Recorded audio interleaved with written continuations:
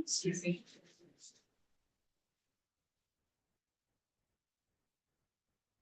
So, good morning, folks. Apologies. This is the Senate Agricultural Committee, and it's February 1st. We got very January. Unbelievable. Yeah, there's Cloudiest time month. off to celebrate, right? I heard one on the radio, it was the cloudiest January on record. Also the rainiest. Was it? Yeah. Some this weekend, we only had 2 days of wind at my house, so. Yeah, Which did not be. So we'll call the meeting to order. We have, Liz Lewis from, I just mentioned it was close. and, Oh, I love it. we'll introduce ourselves. All right after the business, so if you guys are most of business, and we did your. We apologize. He invited me out last week, he bailed on me and I never heard from you. But I don't think the chair wants Of course. We'll, get back to business and. I'm paying attention. Senator Collmore representing the Rutland District. Irene Reiner now paying attention, to the north, including Fairfax. Brian Campion, Bennington County, good to see you. Northridge, West of Wilton. And Bobby Starr from Orleans, County.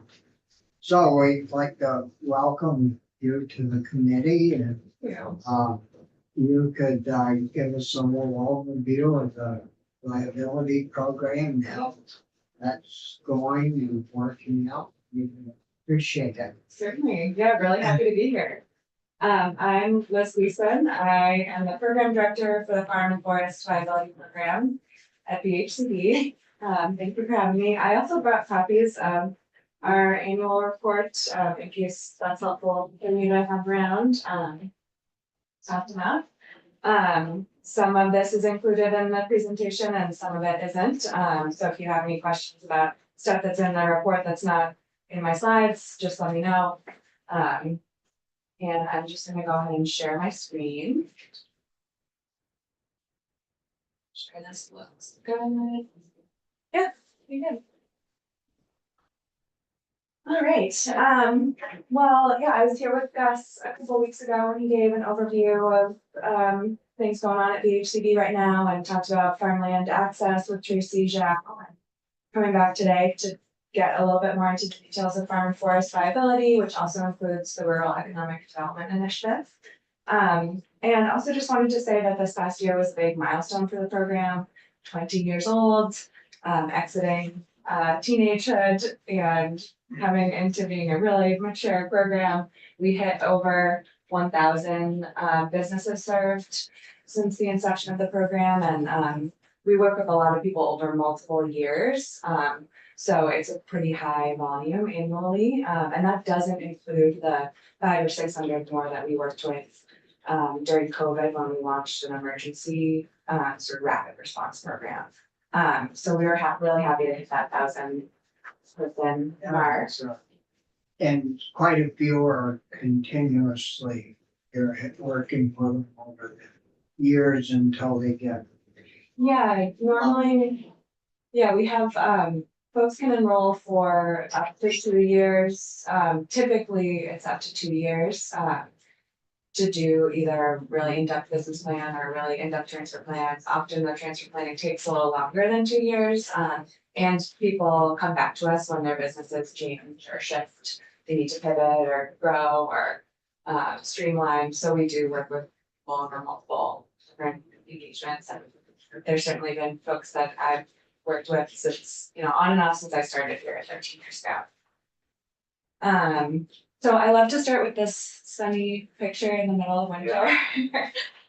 So we can remember that there's a time when the grass grows high and it's sunny out. This is Mara Hurst. She runs Levy Land down in Dorset. We have worked with her in a couple different capacities. Actually, interestingly, she also does bookkeeping for farmers, which is an incredibly valuable service. There's not enough bookkeepers who can work with agricultural businesses. There's sort of a shortage of financial professionals in general, but for nonprofit agriculture, probably more sectors than that. And she also has a small sheep business that she's been working really closely with us on figuring out like what's the right scale for her, looking for land that she has more permanent access to. And she's just been a really great partner over the years. She used to work for Raffle when it was open. What was that? Rutland Area Food and Farm Life, Oh, okay. which was a really neat sort of like local food Hub. systems Yeah. hub center. Sadly, they had to close, but another person who did farm support there now is a farm business planner in the farm viability program. So Thanks. So, there's, how many sheep does she have, or, I think it's like about 100 right now. It's one of a like I don't think it's her totally full-time job, but I think that's around the size they've landed on for what she wants to do right now. I could be wrong. there was a pretty large sheep farm in just north of Brattleboro, I believe. I think that's my family's farm. Yeah. Hollywood It's now. Hollywood PHCB, and my family has a sheep farm north of Brattleboro, the Patch Farm, Majors, David Major, we think she's Pretty there. big, right? About 500 sheep. Yeah. So just a quick overview of the different areas of farm and forest viability. When we started this program 20 years ago, it was really sort of focused on providing in-depth business planning to farmers. We were a bit smaller, started out working with about 20 businesses a year, now typically work with between 100 and 150. We expanded about 10 years ago into forest businesses as well. In addition to farms, then in 2016, we added Ready, which was created by you and your colleagues. We also run a couple of grant programs for farmers and forest businesses, which I'll get into later. And about 7 years ago, we diversified our forest programming to work with forest landowners on transfer planning. Basically because we know that forest fragmentation is a challenge to having resilient, healthy forests, and we were seeing, development pressure that was leading to fragmentation. So the program was developed basically to help landowners figure out, how to keep their forests intact. And I will get more into that later. Just this morning, I ran across an issue that happened at St. J or just clear up. And you talked about transfers of property and this partnership, two brothers own the farm together. And finally one brother decided he wanted to do something different. So they transferred his half of the farm to his other brother. And, have a lawyer and everything, do it right. And then he gets a notice from the tax department of a huge tax on the land transfer tax. And so I'm wondering, when you work with people where you put partnerships together, if that subject has ever come up, and if it has, how they deal with it, because what happened in this particular case, the brother that took the farm over, now instead of his debt only being to here, halfway up, it's all the way up, and he's gotta go borrow money to pay the land transfer tax, and so have you ever run into that? Yeah, certainly like any kind of business sale, whether it's between family, between generations, external, like when I'm working with someone around that, definitely looking at what all the costs might be, whether it's the taxes or the debt burden, definitely looking at all that stuff and trying to figure out how can the business after the next step cash flow. So yeah, we certainly see it. There's a lot of transaction costs, related to land transfers. It just seemed to me that, you know, if you and I were in partnership together and we sold it, two different families, two different names. But if you do it within the family, I don't know why we haven't looked at that, especially farm, where there isn't a lot of profit anyways. Why we haven't exempted out inter-family transfers, and I don't, would that I- assist your work, in any way if that was the case? I mean, I can't speak to that exact specific scenario, but, you know, I think there are strategies that people use when they're transferring within a family, you know, whether it's like really slowly, you know, as the cows are born, like making like transferring assets in ways that really work well with the farm. When new calves are born, those go to the younger generation, they get added to the balance sheet, and, you know, I think a lot of strategies like that can be helpful. What we're generally doing is trying to look at like the whole picture, like what are all the costs, wherever they're coming from, whether it's, you know, are you in current use or are you not in current use? Is there can be a property transfer tax? You know, what's the interest rate? How's that gonna affect you over time? All that stuff. Yeah, Polly, anything you would add to that in particular?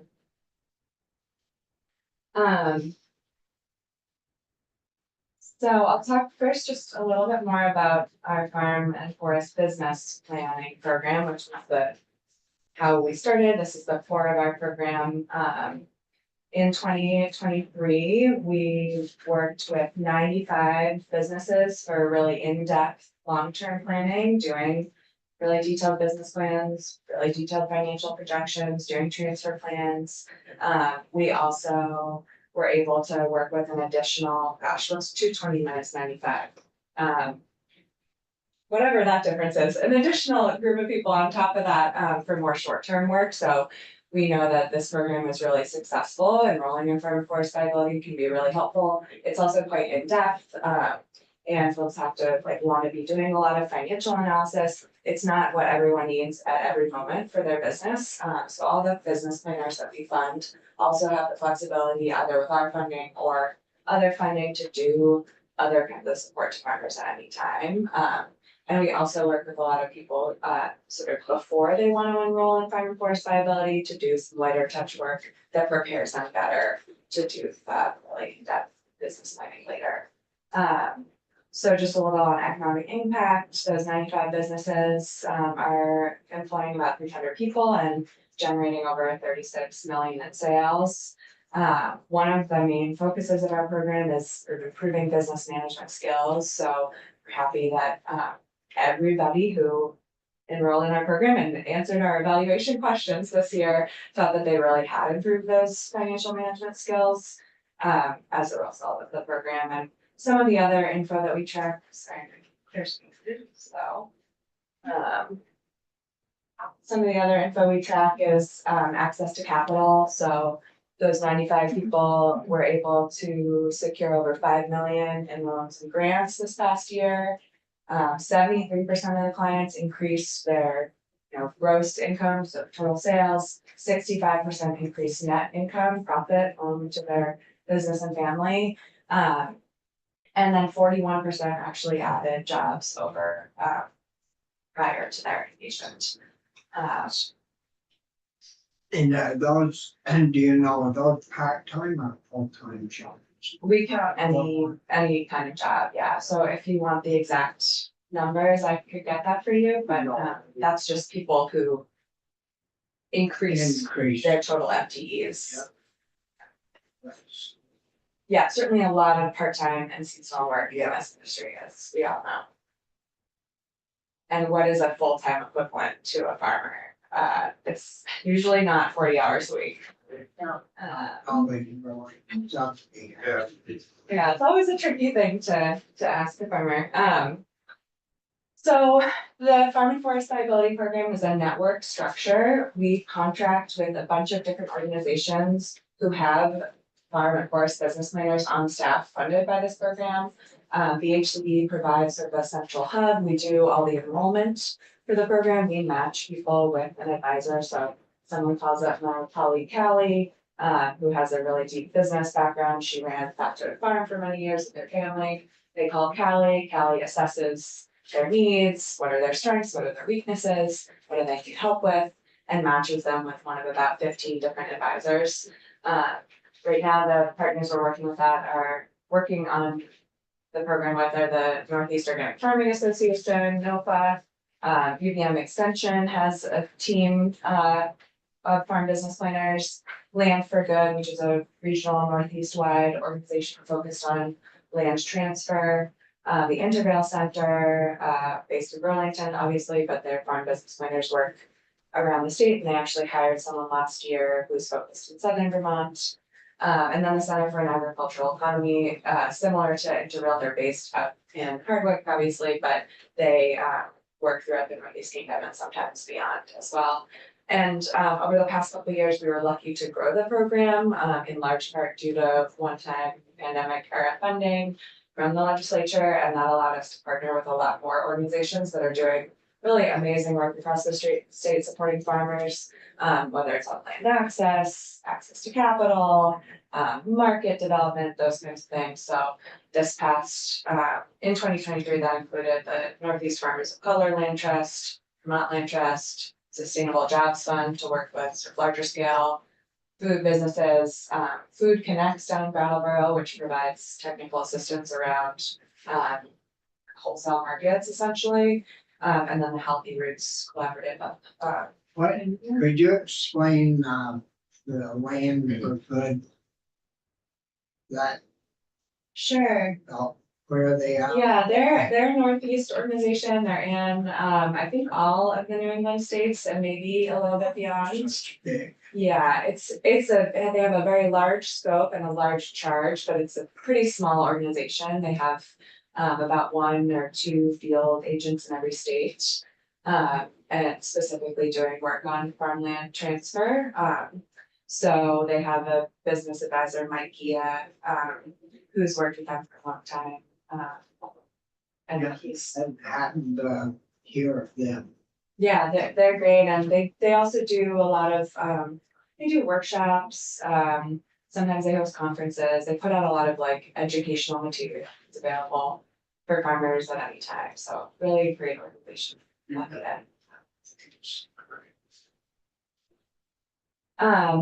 And yeah, so it's about 15 people in that group with the logos that you can see there, both with staff and a couple independent consultants who really made it their life's work to do this kind of planning.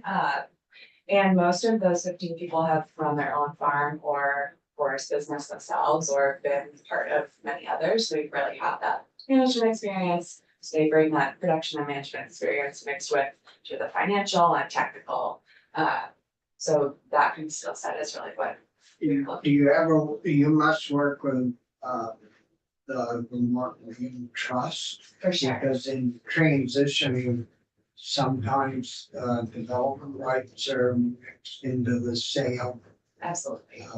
So, Yeah, we work really closely with the Land Trust, obviously on the VHCB's conservation side, but also through farm viability. Actually, a couple of years ago, more than a couple now, maybe 6 years ago, we got a really big federal grant together with the Land Trust. It's called the Beginning Farmer and Rancher Development Program.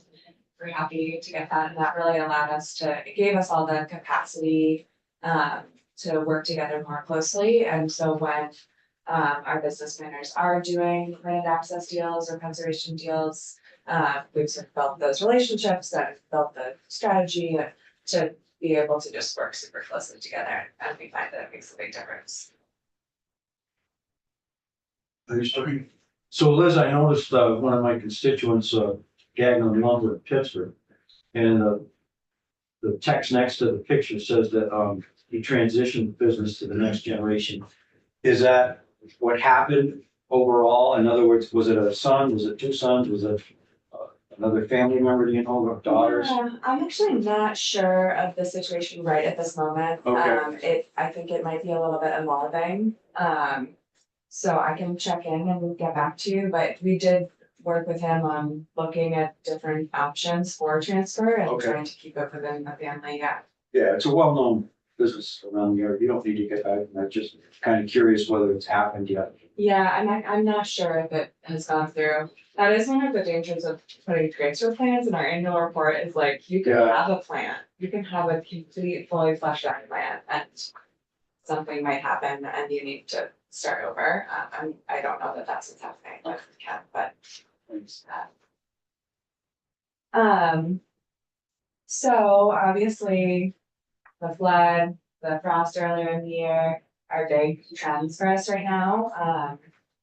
We found that a lot of our longer term planning work paused over the summer and business planners pivoted and focused on making sure that farmers were getting the right information at the right time, that they knew what grant funds were available, helped people apply for a lot of grants. It was a very tumultuous summer, and I think that one thing we're really grappling with as a network and obviously as a state is we know that these kinds of things are gonna happen again. Whether it's weather or something else. And our program is working to put in place, you know, what is our crisis response strategy for next time. I also think that we're seeing farmers be more and more interested in planning for climate, whether it's just thinking about weather events or pests, really building that into their business planning. So there's a lot of organizations that we work with that are doing this. One of the ones that's really spearheading it is NOFA. They actually were part of one of those really big federal climate commodity grants. Is that what they're called? If you heard those. Pretty giant federal grants. It was a big deal last year. They're part of one that's working in the Northeast, and through that grant and through funding from Farm Viability, they'll be able to offer integrated business planning and climate resilience planning. So that'll look different depending on the farm, but like really getting into the nitty gritty financial and sort of production things about with different investments that you need to do, and really trying to help people like proactively plan for those investments rather than react after the disaster happens, which is generally much more expensive than proactive.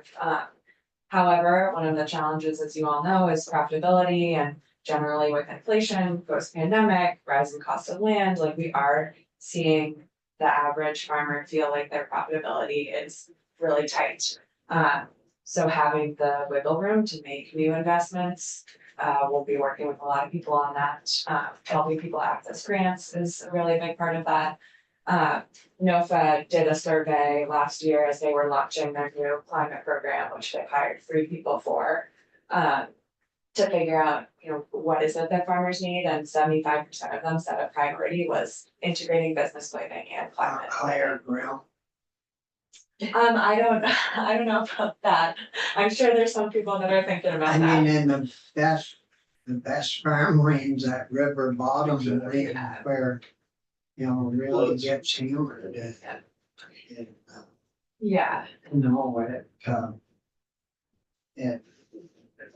mean, I certainly don't know the answer to all that, but if you, I mean, it's all we hear in here is talking about, you know, getting rid of gas powered cars and all that. Well, you could get rid of every gas powered everything in Vermont, and it would make a damn hill of beans worth of difference to the climate, I don't think. And we've got to start thinking about building dams to hold that water back where we let some out at a time, keeping the water in the rivers that we already have, and they just keep getting wider and wider, eating away precious good land.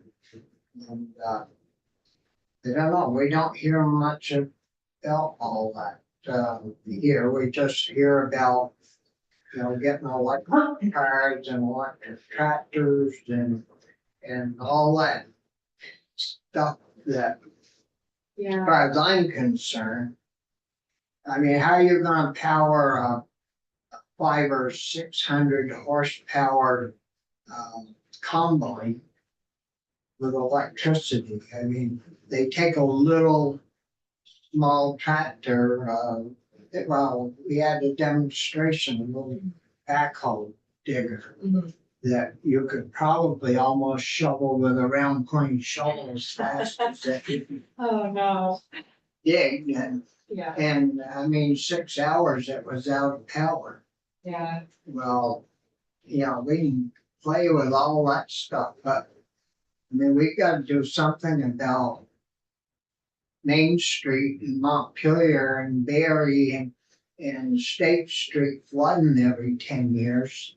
Um, I don't know what the answer is other than putting dams in that are higher to hold the water back. Maybe cleaning the bottom of the river out so it isn't eating both sides of the river out.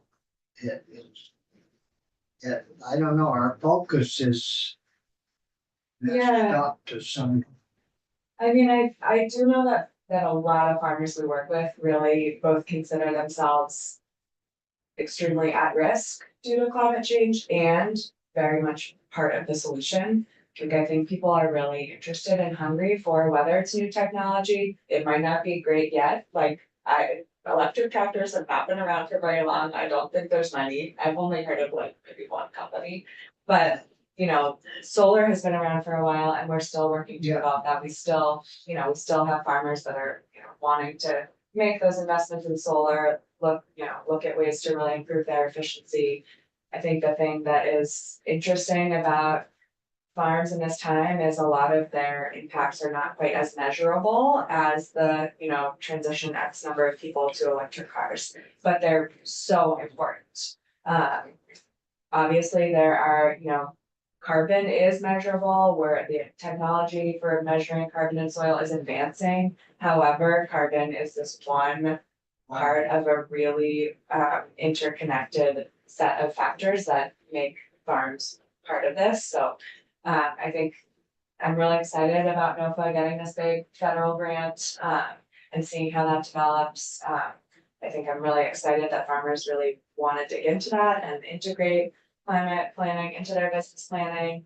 There's also data out there that have got studies. I think the American Farmland Trust did a study recently on sort of the interplay of profitability and ability to do environmental practices on farms. So the more profitable farms generally feel more able to make those proactive investments in soil health, in cleaner energy, those kinds of things. So I think we feel like our program is really well poised to support that career. Ronnie? And, Mr. Chair. just sorry, The one thing, the chair's mentioned a couple of times, and I know it's probably not in our purview, it is interesting, the river management question. How you talk about like, how are we gonna, make sure that flooding doesn't, you mentioned even when you were a kid that rivers would expand onto farmland and take away, that kind of river management stuff is really interesting to me. I don't know if we can hear from somebody. Ditching. What's that? Ditching. Yeah, and I just don't know much about it, and I don't know if we could take the testimony at some point. I would just love to know more. But I also feel like maybe that's down the hall, but if there is an opportunity, it would be interesting to know a little bit more about how we can manage or what the best techniques are on this thing. Well, But no, just out of curiosity. and what's your age? My age? Yeah. 53. Yeah. Well, the ones younger than you even know less than you do about it. And that's the whole problem, or part of the problem is they're the ones that are making the decisions down the hall.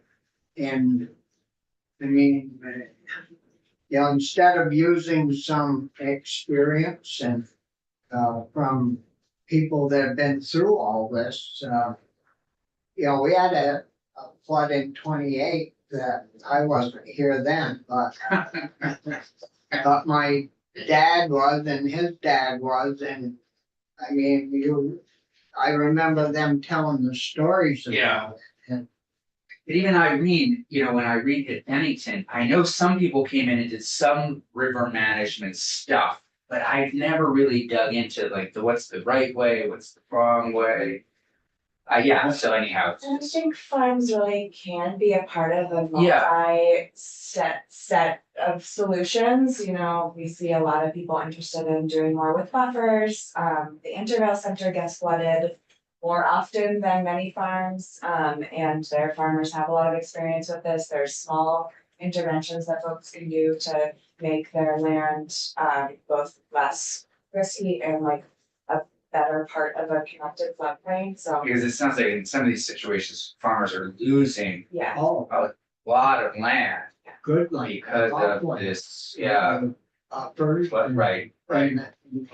They know they have to do Yeah. that to protect the river from eating away at their property Right, and Well, I think it's not just floodplains too. Just like looking at this picture, this is a little hill farm. I don't think they're up super high, I'm not sure, but they've really focused extremely specifically on soil health. This is Raw Milk Dairy, Sunday Bell Farm in Danville. They started up around 2020, and we know that the healthier your soil is, the more diverse and appropriate mix of grasses, like the more water it's absorbing. So Tastier than milk. and the tastier the milk. So lots of people can be part of those Have you- socials.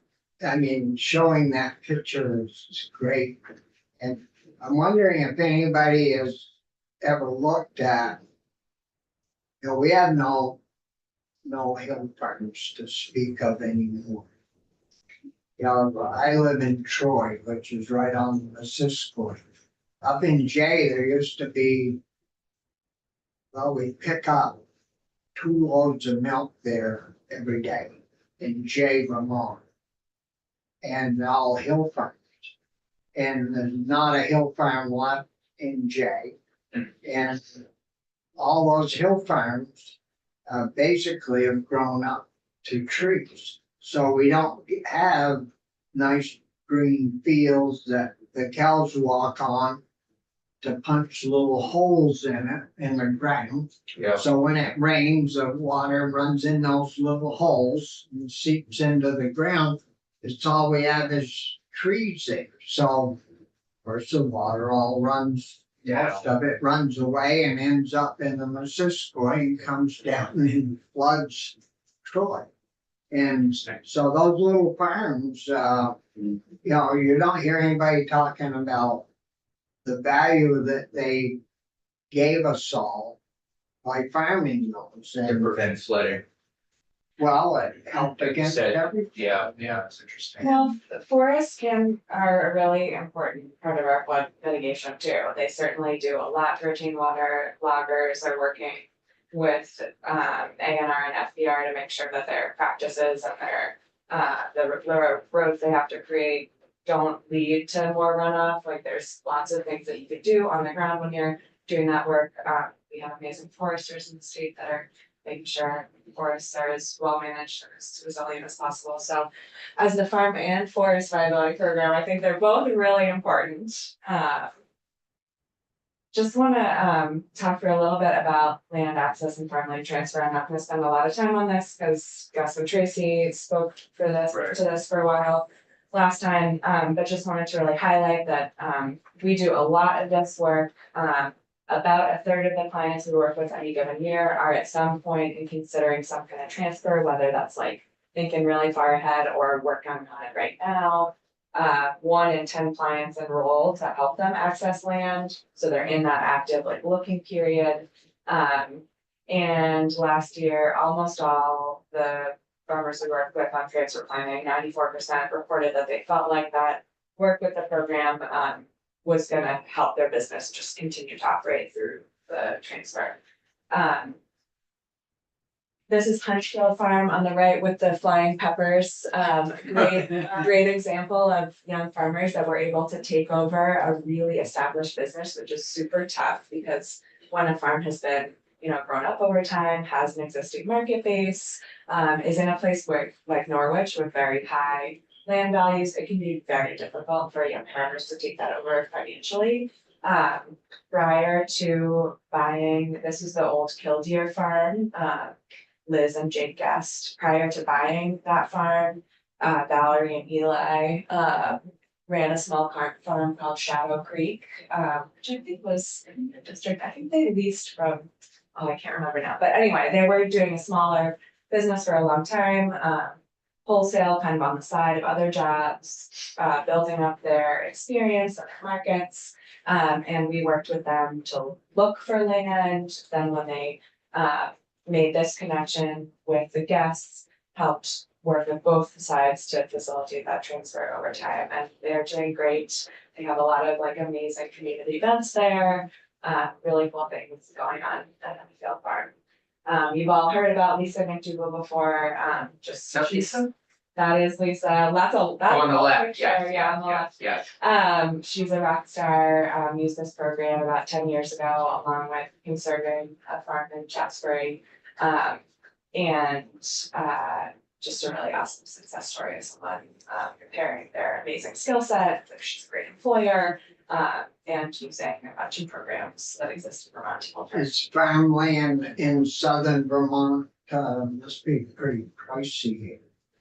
Is it more so there than up north or? Yeah, that's a great question. I mean, my guess would be yes, but I don't have that data. Yeah.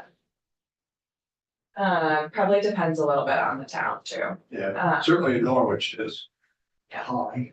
like that. I mean, Actually, Shaftesbury's high too. yeah, Or any ski town. But they, some of those towns also have really strong direct markets.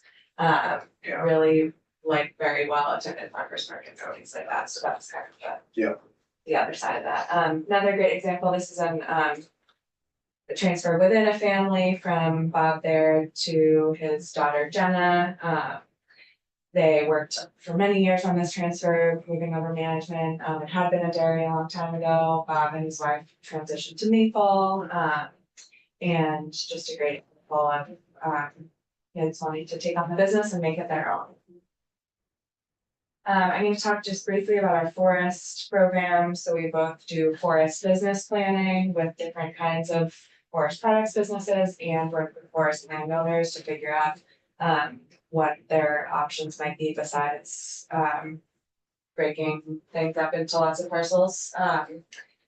Many years ago, there was a big paper written on forest fragmentation, and one of the, I think it was commissioned by the legislature, one of many recommendations was that in service of greater forest connectivity and forest health, we try to provide that kind of transfer planning to families, whether they want to keep it in their family as a home or a camp or just land, whether they want to find someone else to own it, whether they want to conserve it or sell it to some kind of land trust.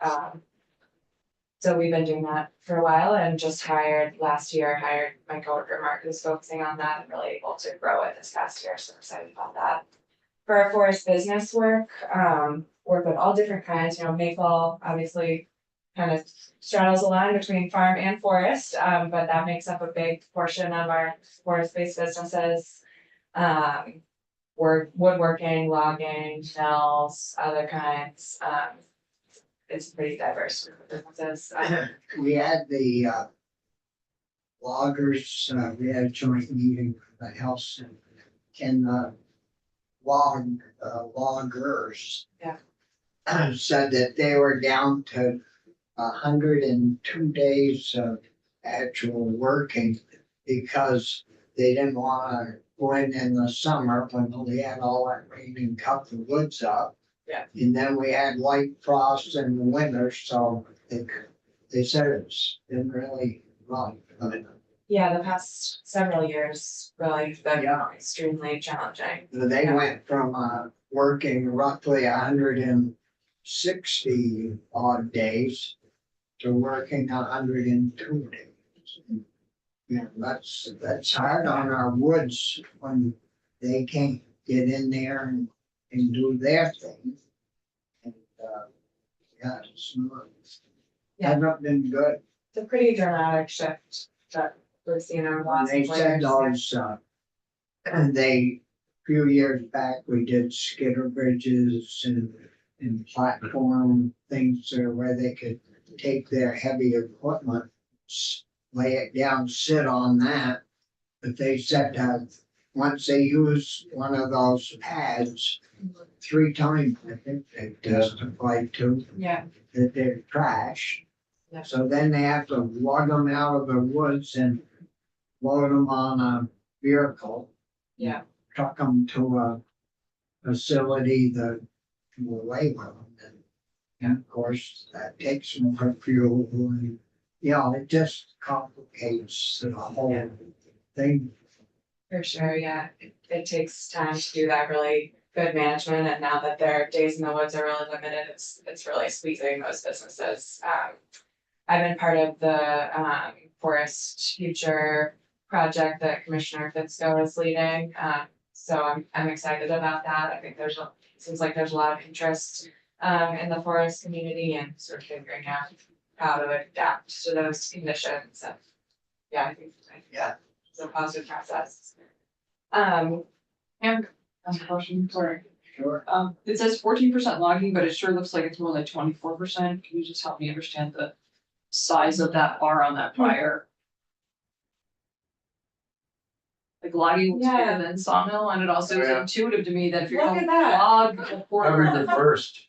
if you're gonna log a quarter of the forest, then doesn't all that go into sawmill production? I mean, it should be more equal. Sorry, this is number of business, like individual businesses, but I clearly see. it's wrong because the 14% is bigger than the 24%. Great catch. Gosh, I've looked at this graph so many times. Well, that's the problem. Once you see it in the arms, you can't see it at all, right?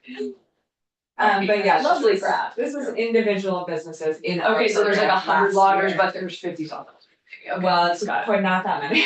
Okay, there's Yeah. There's 2 in Essex alone, but okay, Yeah. all right, got it. So in our program, generally about 10% of our clients are forest businesses and not including maple. So this graph was looking at, we just wanted to do a look at like, okay, of forest type businesses that we work with, including maple, what does that look like?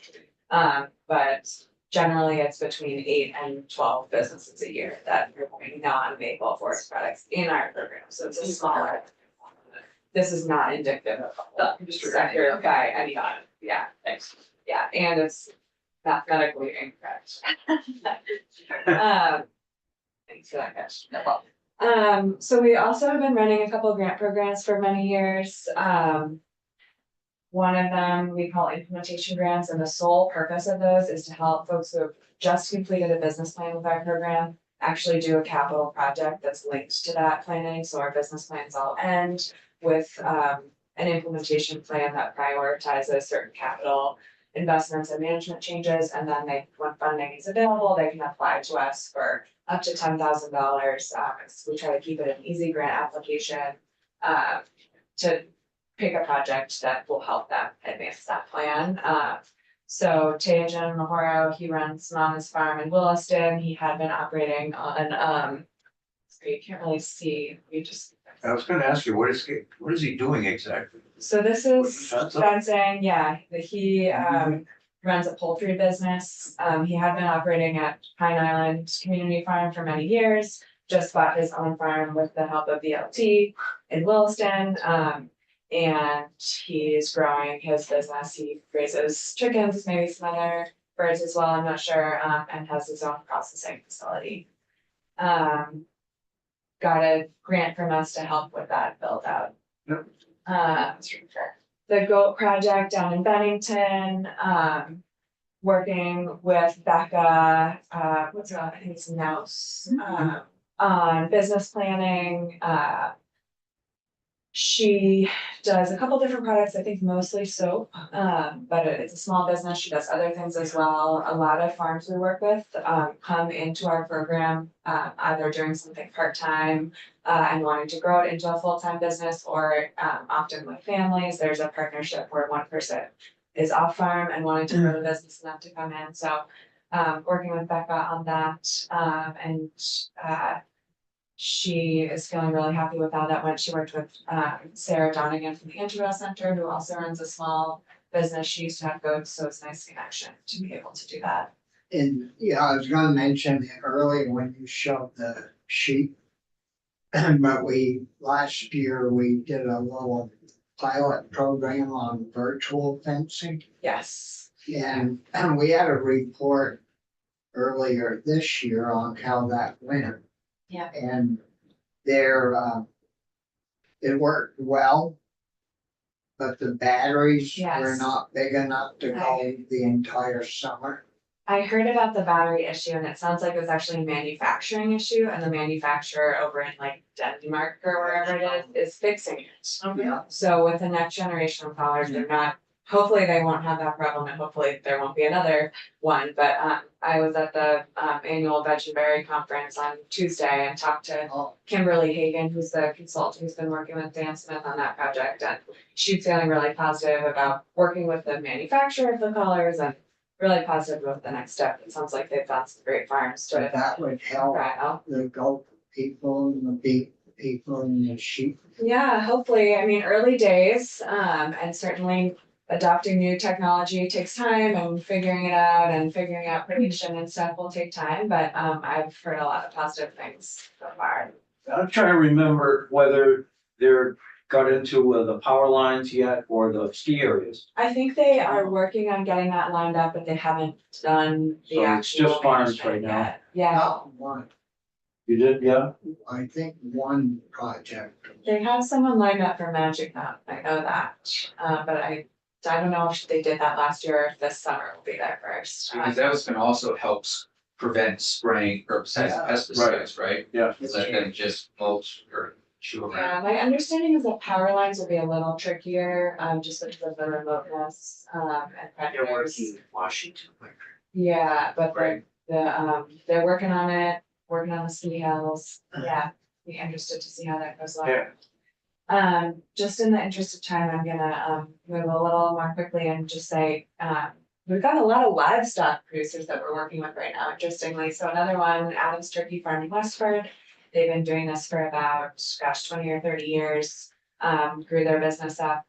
They do a lot of turkeys for Christmas and Thanksgiving. They did our business planning program, looked at profitability, made some efficiencies, and then got a grant, to help, improve the processing facility. Oh, now I'm not scrolling at all. We also. I'm just gonna talk. There you go. Don't worry about what's on the screen. There we go. Okay. We also ran a water quality grants program. That's capital dollars, bond dollars, through VHCB's budget. Been doing this since 2016, 2017, and have made about $4 million in awards specifically to farms to implement practices that will improve water quality impacts, whether it's reducing runoff, improving soil health, reducing nutrients that are brought in off farm, and can then leach out, things like that. So all different kinds of projects, all different kinds of farms, but mostly dairies and livestock. These grants are a really important sort of flexible piece of a very broad funding landscape. So NRCS and the Agency of Ag's best management practices are really big players in water quality improvements. Our grants often help get those projects across the finish line. They're generally very expensive. They're getting more expensive. So we can help put in additional grant dollars to help those big projects actually be successful. So we work really closely with the agency, Ag and USDA on that, natural resources. I have a couple slides on ready that I'll try to go through quickly so we have time for questions. Rural Economic Development Initiative, created by you and your colleagues in 2016, 2017. We had prior to that been working with a lot of farmers to help them access complex federal grants, but it wasn't a focus area for us. It was something we're happy to do, but didn't usually have like dedicated funding towards. So the recognition that there were these big grants like the USDA Value Added Producer Grant that Vermont could be more successful in drawing down was a big part of why Ready was created, and the recognition that it's not just farms, obviously all kinds of small communities, municipal projects, small nonprofits in our rural communities have like amazing ideas and want to do really good work to improve their communities, and it's hard to get that money. So working with all kinds of small towns, outdoor rec projects, and farm businesses. This last year was our biggest year yet. We helped 48 towns total do all different kinds of projects, whether it's like getting them ready to write a grant or actually helping them. Is that this year's numbers up there? This is the 2023 number. So far 17 of the folks that we worked with in 2023 has successfully accessed almost $8.5 million, another million pending right now. And this big 800,000, so we've invested 800,000 of state funds since 2017. Which has led to just under $19 million in mostly federal grants, but some state, some philanthropic grants to communities. Farmers are a big part of that. So Sweet Pond Farm up on the upper left and Maplebrook Farm, the lower left. Maplebrook got a Dairy Business Innovation Center, which is a federal program, but run out of Vermont specifically for dairy, all kinds of cool dairy projects. They got, something, can't remember exactly what it was, but something with their cheese making, a piece of equipment that will help their efficiency. And I worked as a cheesemaker after college, and I will say like anything that improves efficiency sounds really great. It's a very hard job. So we were really happy to be able to help them with that, and they were thrilled to. I don't get Great cheese. great You cheese. know about the Ready program, Irene? No, but I wanna learn more. I wanna know how many people you have on staff that are actually One. getting, wow, that's incredible. So we have one person, she's contracting with a wide range of different grant writers. So she does a lot of the sort of basic support and outreach to communities, and then she matches them with someone who can meet their more specific technical needs. That, back when, one of the years back, we had, Ted Brady in who worked for the regional USDA or something. And he said, you know, it's a shame that we leave all these federal dollars on the table.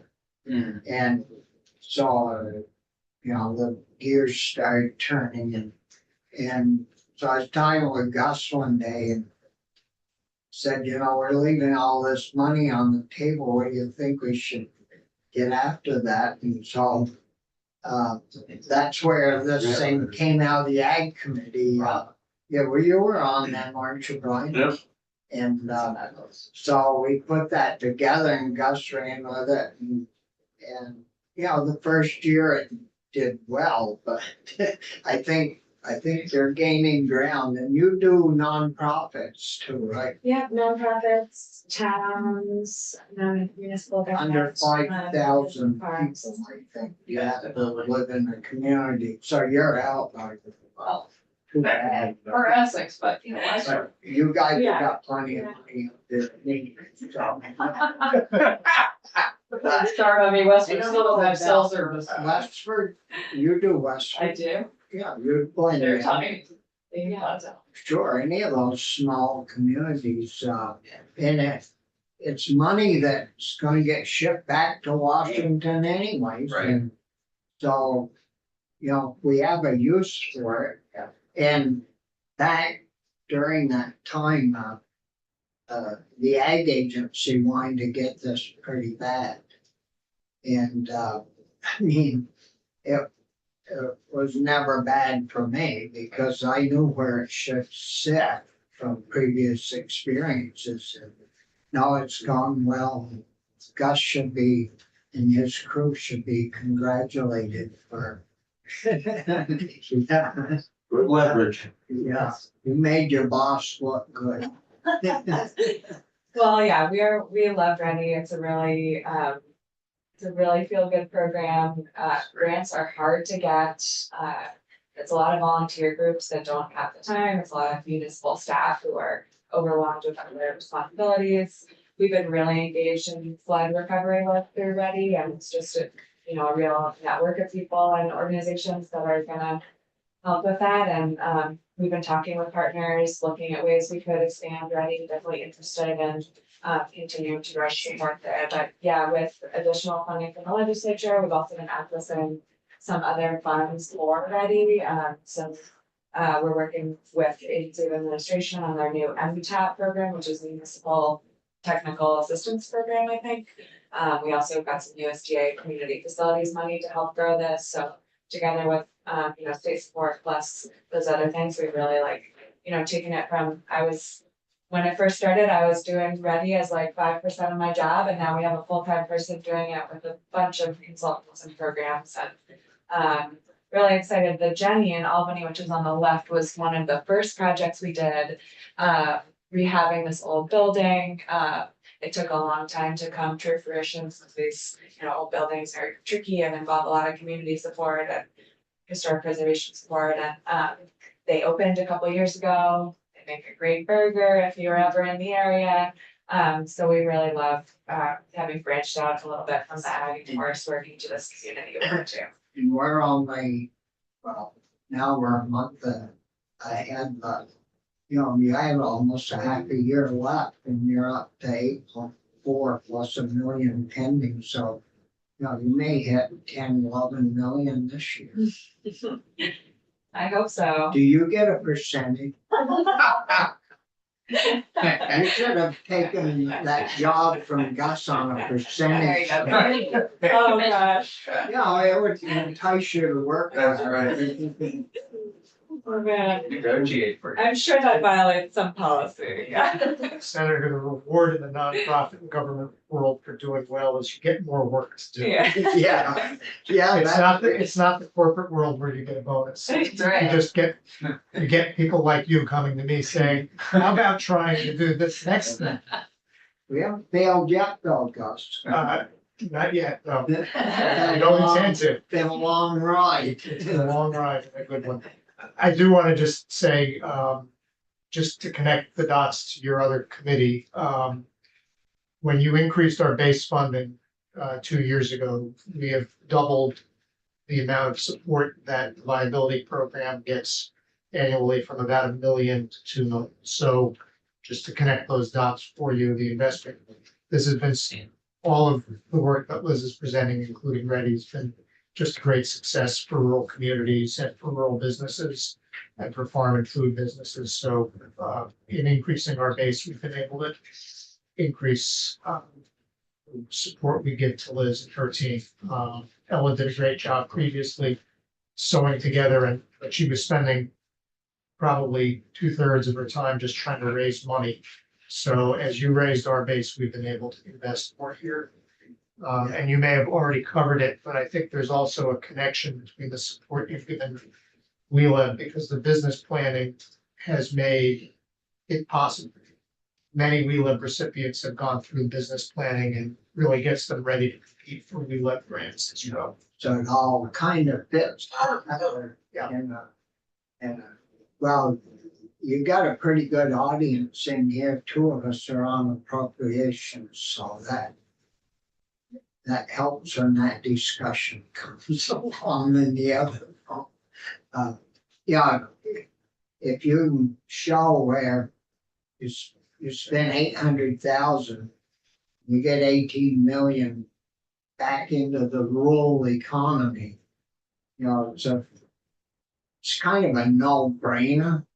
I mean, even though some days it's a pretty good fight to make it happen. But no, it's gone well. Congratulations, really. Thank you. Well, it's a joy to run this program and have loved watching Ready grow and our whole program grow over the last couple of years. And yeah, thank you so much for having me. And do you have anything else, Gus? I'm sure Liz, I couldn't be in two places at once today. I'm sure Liz gave you a great presentation. And if there are more questions, I'm sure we're all happy to follow up. Thank you for helping invent both the farm viability program and the Ready program. Is there some way we could, I mentioned it somewhere the other day, a few years back, Winooski was gonna build a roof over their city. You suppose we could do part of a roof over Vermont? Get that water all either in the Connecticut River or.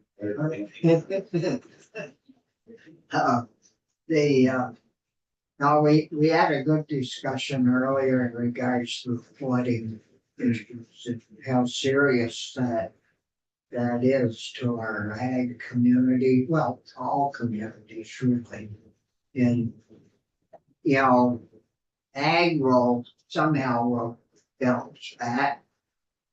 But you take small businesses like on Main Street and on State Street, those little businesses are finding it really difficult.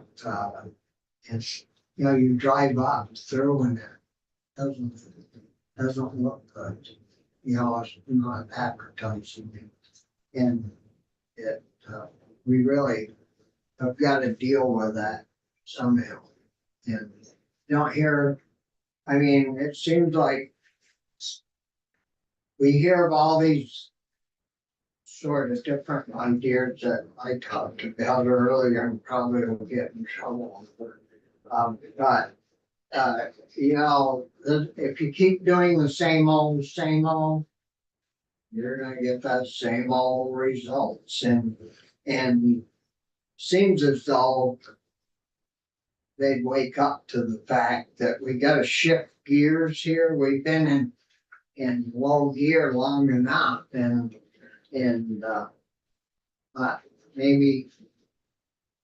maybe one of these days the discussion will change a little bit to fixing the damn problem other than just worrying about. We know that the climate has changed, but there's more than one damn fix to it. And so you gotta get away from that old horse you've almost ridden to death and find a different way to deal with it. The horse almost on 3 legs now. So anyways, thanks, Liz. Thank you. Yeah, thank you very much. Good to see you. Good to see you. Work, and Yeah, good, great. we appreciate it. Yeah, if you have any questions on the report, anything else, comment, hear anything more in detail, just. Great. And I don't know if you have anything to do with the Lakeview farm up in Hyde Park, we're gonna have Keith's gonna be on. Ashford study. Yeah, a little bit, yeah, but not in a couple of years. They own the plot of land along. Yes. Yeah, Have a great rest of your day. yeah, Thank you. thank you. He is on line. It's right. Yeah. Take care. Thank you all. Yeah, thank you, guys. So I think, Linda said Keith is on. Good morning, guys. Morning. You got your, Trying to show my face, but I can't figure it out for some weird reason. Give me a second.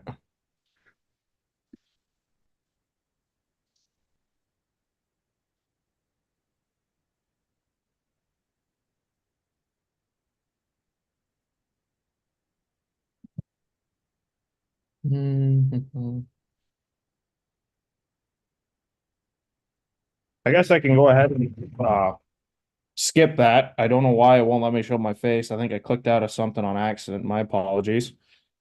well, I always feel lucky when that happens to me. No, Absolutely.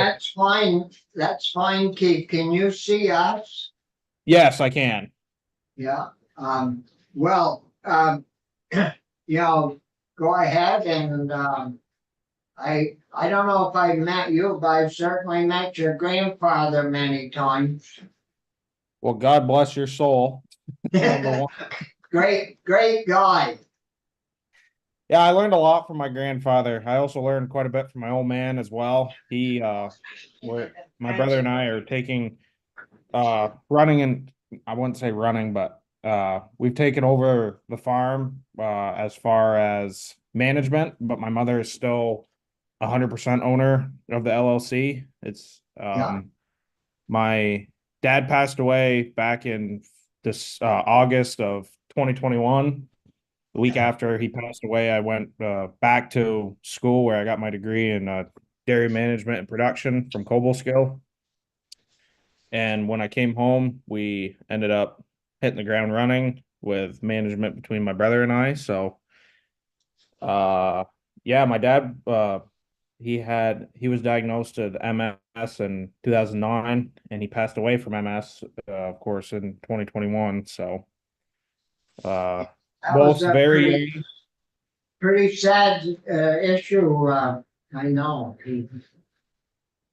Did you ever meet my father? Yes, yeah, I met your dad, several times, and Richie, Westland's on our committee, and I'm sure he knew your dad, and he might even know you younger boys, but he certainly knew your dad and Ray. Dad, granddad. My dad was at the State House when he won Farm of the Year in 2016. I remember that. Keith, is there any way you can move closer to your microphone?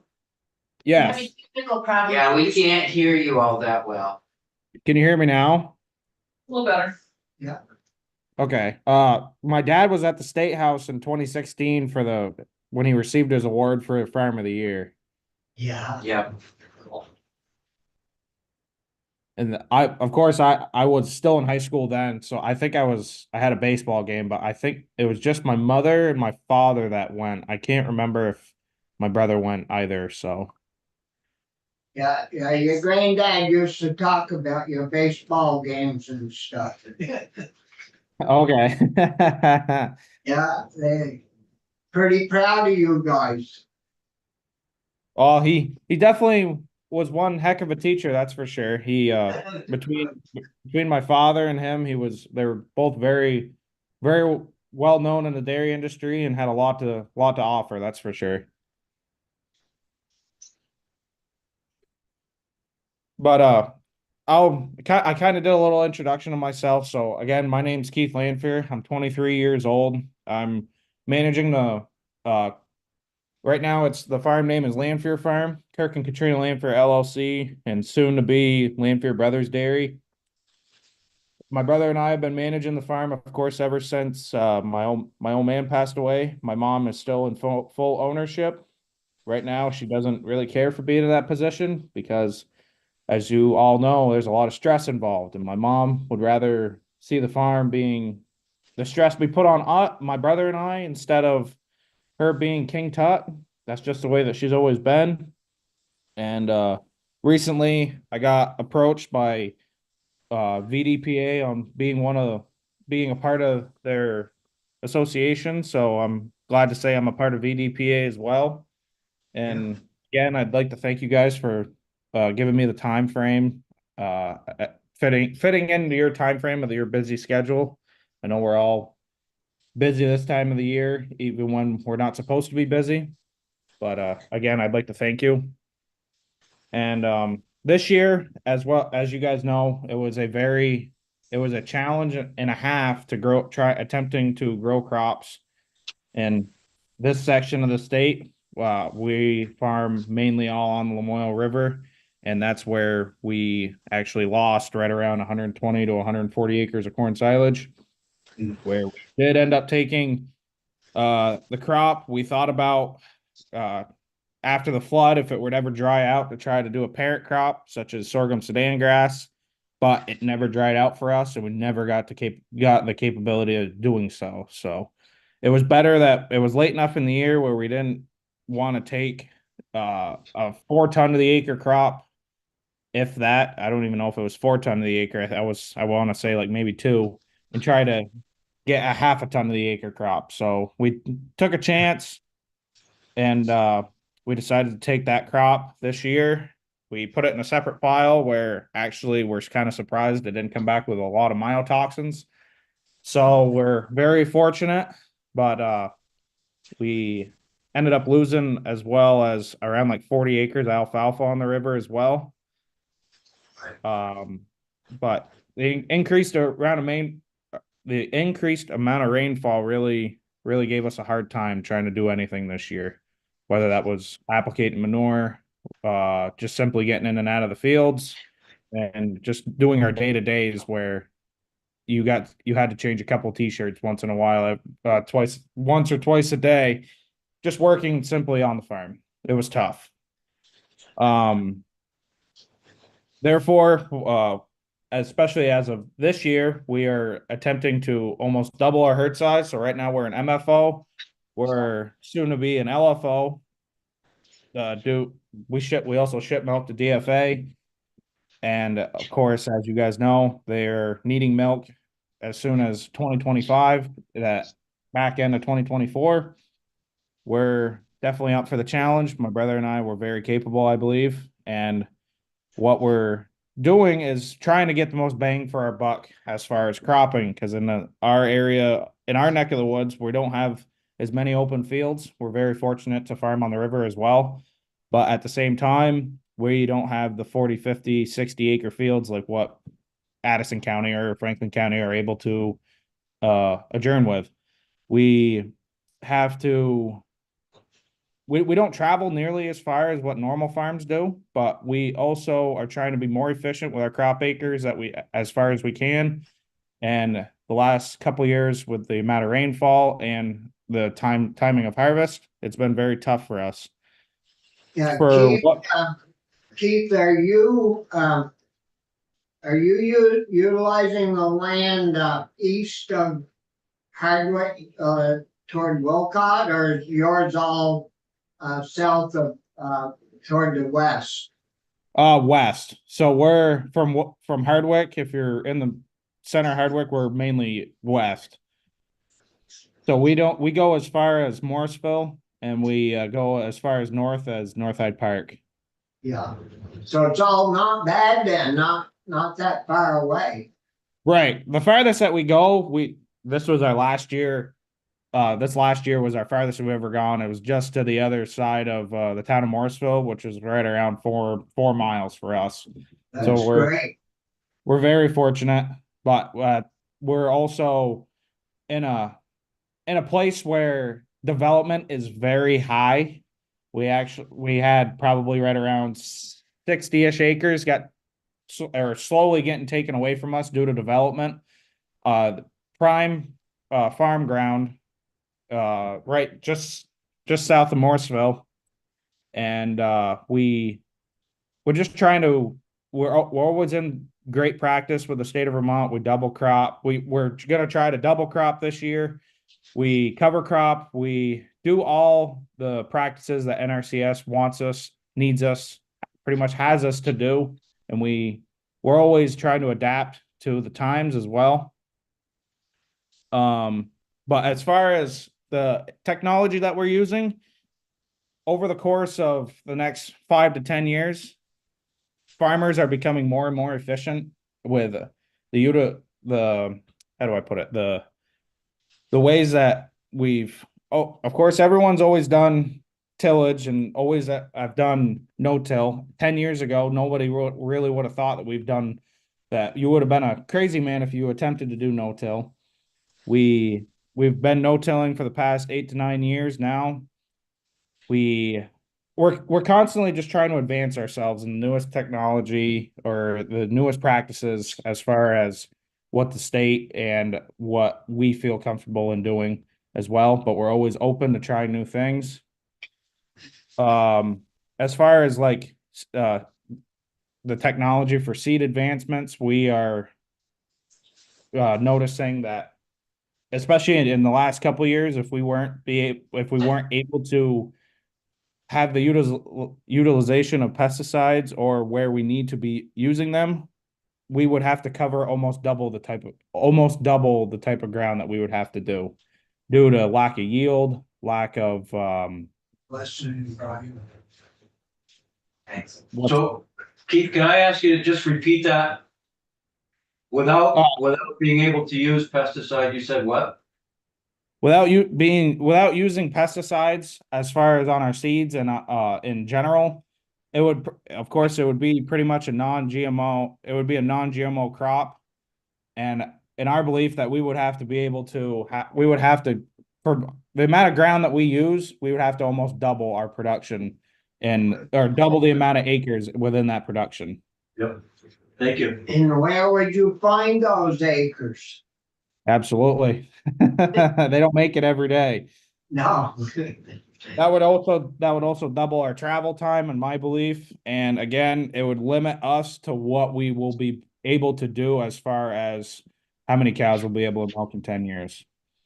We have a tough goal set for my brother and I. We want to, within the next 18 to 20 months, we want to be able to milk right around 800 to 900 cows. And around our area, it's tough to, our area is more fortunate than some on the Lamoille River, where we can, and we just have good our neighbors know what kind of practices we run, and we're always open to comments, concerns. We want the people to know what we do and how we do it. We don't like turning a blind eye. We want the community to understand what we have done up here on the hill. And again, I'm sorry if I'm stuttering a little bit. I've never done something like this before. You're doing very well. My dad, as much as you praise my grandfather and my dad, they always told us somebody else will worry about it, and you just keep making milk and growing corn. That's about it. Someone else will worry about it. It will be somebody else's problem. Well, in my opinion, if we're the younger generation, and it's harder and harder to find a younger generation nowadays, of course, we know how many farms are in Vermont now that are conventional dairies, and it's very few more farmers are finding their younger generation. And I'm very fortunate that I am one of the few younger generation dairymen in the state. That's for sure. And the Nelson boys up north of you are, they're a younger generation too now, taking over. And they're not as young as you are, but right. They're a lot younger than their dad and granddad. Yes. My grandfather is very good friends with Doug. My brother actually went to school for a little bit with Quinn and Derek Daigle, who works for Nelson Farms. Yeah. And I grew up in an area that farming wasn't really I've always farmed my whole life, but I was the only farmer in my high school. I didn't have any people to relate to. Of course, I played sports, but at the same time, farming was kind of a nuisance. So what really opened my eye is when I went to SUNY Cobleskill. All of my friends are actually also a part of the cooperative or in the ag industry as well. So I have friends ranging from all the way to Ohio to Maine, or as far as south as Georgia right now. So Yes. It opened up my eyes to seeing what is out there for the industry, what is going on, and just more people to relate to. And even just the Nelson boys, it makes it a lot easier to see, to know what's going on in our state through them or through us as well. Are we still north of 500 farms, do you think? I don't know. 490. I was just about to say it was either 480 or 490. And do you have kids yourself? I do not. No, I'm only Still a 23. kid himself. Oh, I know. It's 23. You got time. I'm 23 and my brother's 25. He has a soon to be wife, and I just don't. No rush. My relationship is dairy farming right now. Yeah. I've always told my past girlfriends, you're gonna have to have two relationships, one with me, one with the farm. That's right. Yeah. So, it's, of course, we're in an area where it's tough to be competitive with other areas in the United States. It's tough because our grain that we purchase in is based, our bases are just very tight in Vermont. And we're kind of we're in a good, I love the state of Vermont, but at the same time, we're in a horrible area to get purchase feeds imported. And it's also based off of everything that's in the Midwest to the West, or even as far south as Brazil. That's what our basis is. How far, once it gets to a certain point, what does it cost to get something here? It's very tough to be competitive because Vermont just can't crank out the numbers like what Iowa, Illinois, Ohio can. And that's what leads me into my other point is it's very important for us, especially like this year where crop insurance is a very good incentive. We, for the last 8 or 9 years, as far as my father's been doing crop insurance, he's always done the basic insurance, catastrophic. That requires the most basic payment. I think it's like $100 a year. This past year, for how bad the flood was for us and what our estimated totals are that we locked on corn silage, we ended up getting an extremely we've never gotten an indemnity before through crop insurance, and this year we did. It was able to pay off some of our debt, and it was pay off our rest of our corn seed bill. It was a very great incentive. And yeah, that's pretty much what I have, I would say, if you guys have any questions. Yeah, and would you have adequate land, at present to like, grow soybeans and then you harvest them if there was a place and you could, kind of make your own ration or between corn, soybean, and maybe would just add a few other ingredients to be able to feed your cows with, or do you have Yeah. to get commercial grain feed? So let's, of course, we prepped this year for doing snaplage acres. We had 110 acres set aside for that we were going to do snaplage. And, of course, we ended up taking that as corn silage this year due to the flood. But the prior year, we did put up 40 acres of snaplage as a test run, and we absolutely loved it. I believe because we run a lot of sandy loam ground, we don't touch much of clay, or anything north of the farm is mainly is more ledgy. So everything down on the river is definitely more adequate for soybean, grain acres, or yeah, between those two, we definitely in the future want to do more. But right now we're more on the focusing side of having carryover from the prior corn silage or haylage year. But as my grandfather, my father always taught me, you always got to put up corn before you can put up grain first. Yeah, But we definitely are capable of being able to put up grain acres as well. yeah. And I don't remember, do you raise your own replacements? We of course, as you guys know, what the cow market's doing nowadays, we've always bought in our replacements, 2 years old, off and running, 40 days fresh, 50 days fresh. It was always cheaper to buy them in. Well, within this last, I don't know, I would say 9 months, right around there. Of course, the cow market has gone sky high. We always sent 5 a month to a heifer raiser where we would buy them back as a spring and heifer. It was only 5 a month, so it was our top 5 cows that would calve in that month. Now we've grown into not into the genetics world, but we're very careful on what kind of cows we buy and who we buy them from. So now we went through a spell where our heifer raiser decided he wanted to retire, and I think it was 21 September of 21 he wanted to retire. So he stopped taking calves then, and then this past March, actually, we found a lady named Jen Lambert in Washington that she just barely got out of the organic side. She wanted to start raising heifers, and we have been sending right around 10 to 15 a month to her now.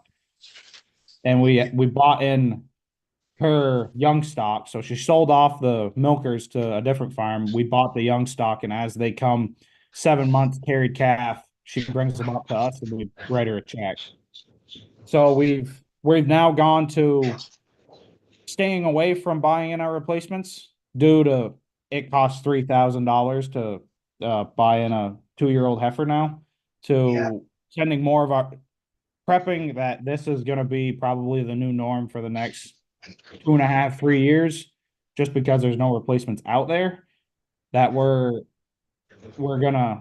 we've been sending a lot of cows to her, a lot of calves to her, a lot of young stock. So we're kind of slowly switching over to, I would say once we get to the 2 year point at what we're expecting to grow at, we're going to be probably 50-50, 50 bought in, probably 50% bought in, 50% bought in from the heifer raiser. That's, Is that for the ramping up it? yeah, but if you have to, or if you're thinking of increasing your herd size, I don't know if it's this year or next, but you'll still have to buy a bunch if you increase your herd size, right? Absolutely. Yeah. So right now we're milking right around 420 with just dry cows on our farm right now. The reason that we don't raise any, there's a lot of capital investment and a lot of extra labor that we'll have to depend on to raise our own heifers. And of course, we're not very, how do I put it? We're not used to raising any, so we don't have very good experience with anything under that's not lactating. So it would be a very hard trial and error, I believe. Yeah, it might work out, might not, but we're not ready, or we probably will never be ready to raise our own young stock. And you haven't talked much about the net price per hundredweight that's happening right now, or the DMC. I'm sure you're in the DMC program. Yeah. Yeah. And So right now we're I'm sure you guys know what DRP is as well, Dairy Revenue Protection. Yeah. We've been doing that ever since we saw the height of milk price, almost flirting with $27, $28 with your components. We started buying more and more insurance of that, and we haven't had a net loss on it yet. So it's all about reading the futures and everything, but from compared to last December's advance to this year's advance in January, it has been a drastic change for sure. It makes everything more and more challenging. Corn seed stays the same at for at least BMR corn stays the same at $400 a bag. Of course, everything has been staying the same, and the milk price is dropping. Due to DFA, I actually just barely got back last week from a YC meeting through DFA, Young Cooperatives meeting, and we, considering that DFA did the termination of the base program in December 31st of 23, we asked a tough question to DFA: if you have noticed since the base program has terminated, if there was an increase in milk from our producers. We're actually down 2 to 3% due to the hard winter, due to the tough winter of milk. So we weren't expecting that we'd be down on milk. We thought that producers would be up maybe 10%, where it would be a flood. of milk, but at the same time, we're clearly having a hard time filling the plants, which it just makes everything so much tougher. Yeah, I watched this milk program for 40 odd years since I've been here in the legislature and I've never, ever been able to figure out. And we don't have that many milk purchasers, so why don't they raise the price when they're selling it for manufacturing? Why aren't they setting their price high enough so you guys can make a living and maybe even have a day a month off? And I've always said that the CEO of any purchasing company's paycheck ought to be hooked to the price of milk, and I bet you guys would get used a lot better. Right, right. So, another thing that plays into the fact of our milk price is sadly, it's my generation that is coming to a screeching halt as to the milk sales. It's not the mother with 3 kids that are buying the milk. They're still buying the milk, but it's my generation that wants the different milk additives, such as like almond milk or soy milk. They don't want the whole milk anymore, and that's why we're having a hard time getting them back into schools or XYZ 1, 2, 3. It's my generation is becoming the tougher generation to sell milk to. Yeah, and the sad part is it's right in the milk cooler, the almond milk and all that. Right.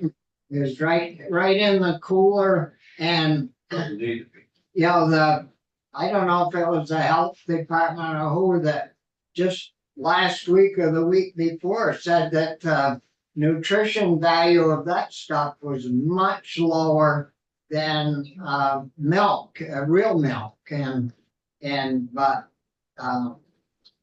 I don't know. I guess but I still haven't figured out why. We only have 2 milk dealers really in Vermont and that buy milk from you folks, and why they can't ask for a higher price when they sell it to whoever. Because 20 years ago, the big deal was to put your milk into value-added products, and it will generate more money for the farm because it's a value-added product. But it's never trickled down, I don't think, to the farm. Right. No, absolutely. I couldn't agree more with you. No, go ahead. But anyways, I guess we aren't gonna solve all the world's problems. But we can try. I just don't know if we have time well, in the day. golly, yes. And letting the other guy do it gets you into an awful mess. Absolutely. Yeah. Are there But any? we have a lot of promising features coming in 2025. How Fairlife is building is under construction with their plant in Western New York. We got HP Hood in Western New York as well, and then there was one more, Great Lakes Cheese. So that's either gonna help the milk price or it's really gonna deter it. But their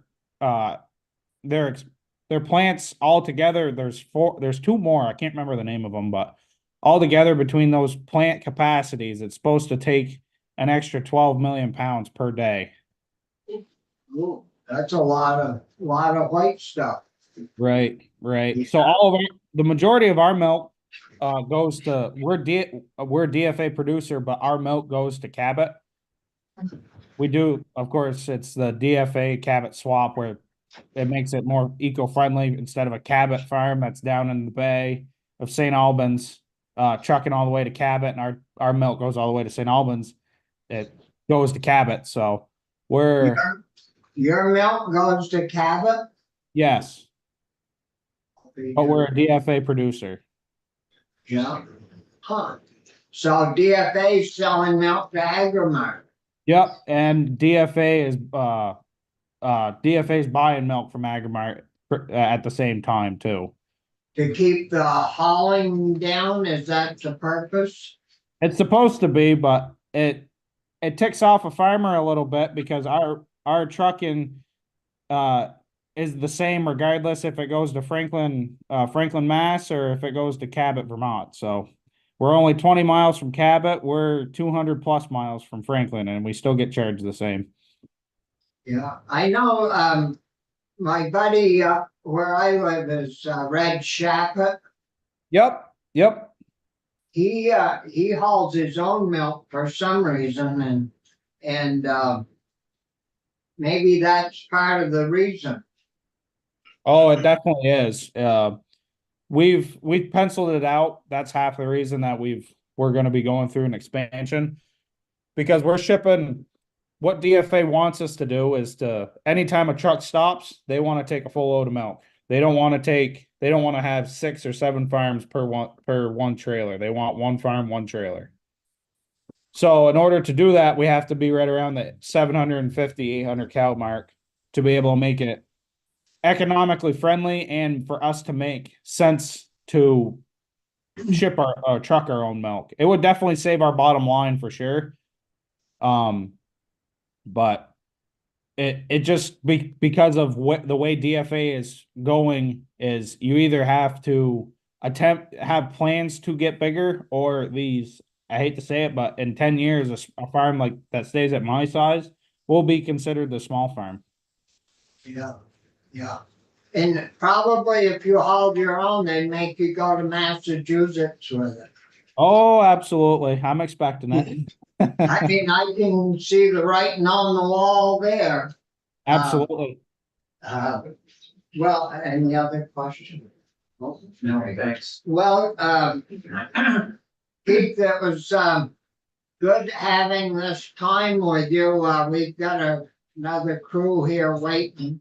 But I want to tell you that anytime you or a group of young farmers, if you ever want to meet with us and just talk about how things are going and express your opinions, we're just a screen away from doing that. So anytime you want to come back, feel free to call us. And if you have issues that just happen to come along that you want to talk to us about, feel free to call us anytime. And the squeaky wheel, gets the grease. So remember that. Well, absolutely. That's one thing I definitely have. That's why want to be more part of why we do things up here and why we ship milk and do all that other things. I'm more involved than my brother. My brother, he takes care of the farm when I'm off of it, such as right now. It's good to have a young farmer, a young cooperative member to express what he believes or what the community believes in doing. And I appreciate the time that you guys have given me, and I will definitely take you guys up on that offer for sure in the future. Yeah, well, thanks again and have a good day. You as well. Thank you. Thanks, Keith. Thanks, Steve. Sure thing. Yeah, sure thing. Sure. Sure, you want to keep going, or sure you'd like to put the break? Okay, yeah,